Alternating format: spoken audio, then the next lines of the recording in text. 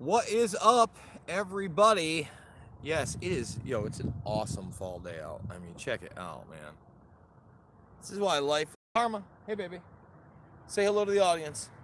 We're out on just a gorgeous day on a gorgeous dog walk, and I thought I'd sit down and I'd talk some Kanye West, some Mike Pompeo, and yes, some Henry Kissinger, and even Bernie Sanders. I get a lot of flack for not covering Bernie enough from certain people in the comments section, and I apologize if you feel like for some reason there's not enough Bernie on this channel. Now, make sure you thumbs this video up, by the way. When we're talking about Kanye West, I'm seeing headlines that Kanye West calls LA run by Satan and the devil and all these like truth bombs on this new album. I was gonna do a dedicated video for this, but I thought to myself, I don't know if I can do 10 minutes on Kanye West, because here's the thing. Kanye is almost like this tragic figure in my eyes. You look at him, and there's obviously, a lot of talent there, but a lot of need for attention and fame. So there's this thing online where he's heading up this church. I think the Daily Beast did an article where people actually walked out. And here's the thing. I mean, there's a lot of hypocrisy that goes on in any form of entertainment, but especially with Kanye West. I mean, look at not only the music he's done and the music videos, like even that, what was that little twist where they were like cardboard people and it was all about just like, you know, banging hookers, basically. Thumbs the video up, 10 people watching. What are you doing? You don't like nice days with Karma in the park? So I take everything he says with a grain of salt, because out of everything that he wants his album to sell well. He wants his career to continue. He hungers for fame, and I wonder sometimes, how genuine any of these messages could ever be when they talk about this coming from that guy. Now, let's get into some meat and potatoes, some geopolitics here. A few days ago, Mike Pompeo, former head of the CIA, current Secretary of State, sat down with old man Kissinger, old Henry, for a little meeting of the minds. And not a lot of the media, and I'll tell you right now, not a lot of the alternative media picked up on it at all, talked about it at all, said anything whatsoever. And I gotta say, you would think it would be pretty easy pickings for the 10 people up on that stage running for the President of the United States under another party line to attack the administration for something like that, right? You would think that. Excuse me. But that is simply not the case. The only one to step up to the plate and say anything was Bernie Sanders. So we're going to give Bernie a little bit of credit here, because remember, back when journalists were journalists, Carl Bernstein put out a book where he accused, I believe it was Haig, had heard Kissinger refer to military men as dumb animals and basically fodder. I want you to think about that. He thinks of military men as dumb animals, and today we're still taking his advice on foreign and domestic policy and praising him as something other than a war criminal, which he is. It was a Christopher Hitchens before he passed.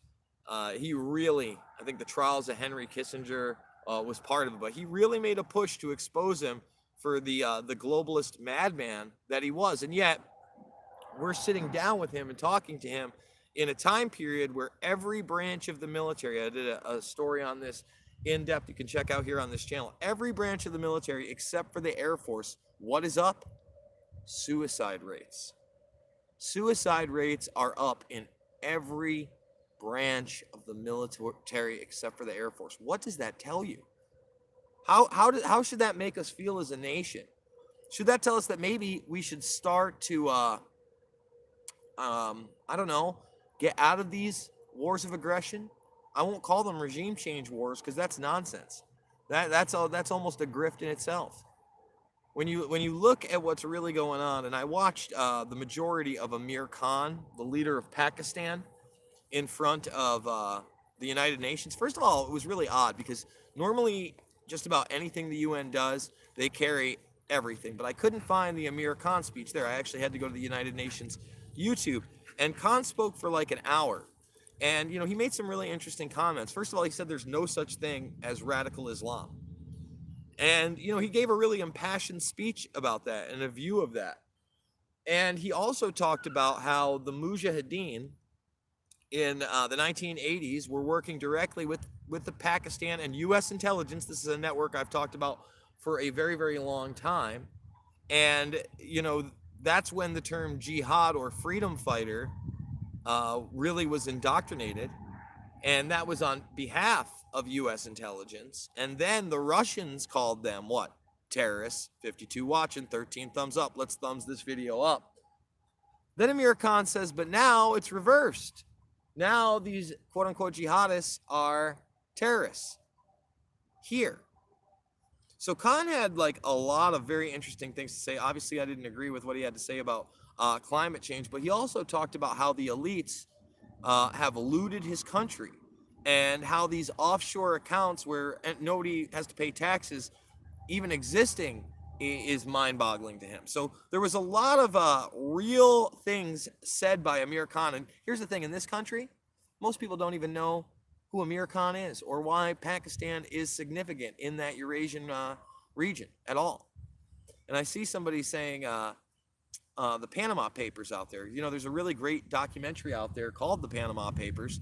It is directed by Alex Winter, and he's the other half of Bill and Ted in Bill and Ted's Excellent Adventure. Not Keanu Reeves. I know everybody knows Keanu. And they're resurrecting that, but he's also done great work on the dark web and the Albrecht case, the Dread Pirates Roberts case, where a man, Ross Ulbricht, is spending the rest of his life in prison over running a website. It's incredible. It's incredible. And the Panama Papers is another look. Doesn't mean I agree with everything the guy says, but he's got a really interesting Twitter account, and he goes far beyond just, another actor in Hollywood. And another thing that's amazing about Alex is that despite, being an actor in Hollywood and a child actor who was sexually abused and has talked about that, he made it, in my opinion. He continued to fight on. I think that his work is actually important. And it also illustrates just how rampant the problem of Hollywood child sexual abuse really is. Disney, Nickelodeon, and far beyond that, I promise you. Although if you look at it, look at how big those companies are. Disney, I believe, is Viacom, right? So you got Viacom and Disney. Those are two of the biggest 6 media corporations that are giving us our entertainment, our information, what we're being promoted as. And remember, I did a video yesterday on Lockheed Martin. And the fact, go to Lockheed Martin's website right now. What is it? Go ahead, I'll wait. Oh, wait, no, my watch is on the other hand. I'll wait for it. Okay, well, just a spoiler alert. It is Brad Pitt. Brad Pitt's on the website, and it's a movie. And the Daily Beast did this great breakdown. I did a whole video on it. Please go watch it. On how basically that movie Astro or whatever it was is a 2.5-hour ad for Lockheed Martin, the privatization of our space program, of the military-industrial complex. It's already been out there. You want to talk real fascism? You want to talk the technopoly? This is the real deal. And remember, the Central Intelligence Agency is instrumental in getting people to believe these narratives through Hollywood, and has been for quite some time. You talk about things like United 93. We're scratching the surface.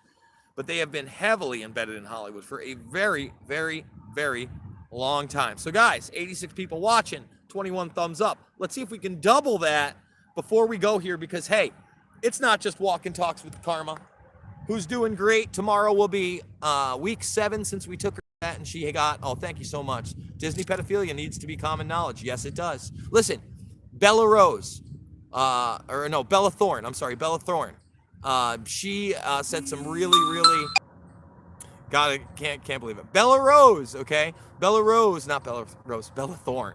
Bella Thorne said she was being raped from the time she was 8 to 14 years old, and the media 100% completely ignored it.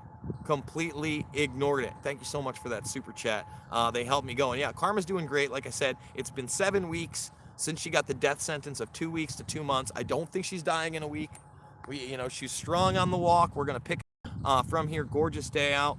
And like I said, even if like this is close to the end for her, it hasn't been just her on pain meds, waiting to get put down at the vets. We're having a great time, right, Carm? Right, Carm? Well, anyway, Buffer. I know we're getting killed here, but anyway, Carm, we're having a great time. We're pretty happy. So, like I said, even if it is the end, what are you gonna do? I mean, that's why I do what I do, man. 100%. None of us make it out alive, and we've got to take our time, in my opinion, to try to not only help our friends and family, which is important, but we have to better everybody around us, share information. That's how we defeat this system of tyranny and oppression and death and destruction and deception and all the things that make me want to vomit in my mouth. So thumbs the video up. If you're not a member of the Burmese Brigade, maybe this video will make you a member. We do a lot more than these walk and talks with my lovely dog. I'm going to be back, like I said, doing the Tinfoil Hat podcast also later on Las Vegas. So if you want my Vegas view, look for that. And I love you guys. I'll see you all on the flip side.